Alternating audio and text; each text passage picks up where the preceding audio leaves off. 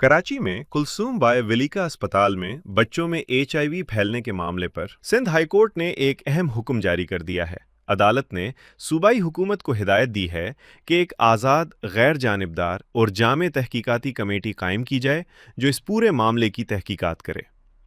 सरकारी आदाद-ओ-शुमार के मुताबिक इस अस्पताल में कम अज़ कम 78 बच्चे एचआईवी से मुतासर पाए गए, जबकि करीबी इलाकों में स्क्रीनिंग के दौरान मज़ीद 120 केसेस भी सामने आए। दरख्वास्त गुजार का दावा है कि मुतासरा बच्चों की मजमूई तादाद तकरीबन 200 हो सकती है।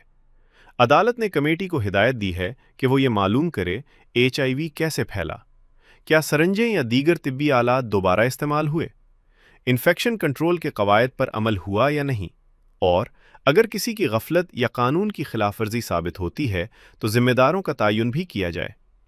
इसके साथ अदालत ने यह भी हुक्म दिया है कि तमाम मुतासरा बच्चों को मुफ्त और बिला तात्तुल इलाज फराहम किया जाए और हुकूमत उनके लिए कानूनी तकाज़ों के मुताबिक माली इमदाद या मुआवजे का भी जायज़ा ले।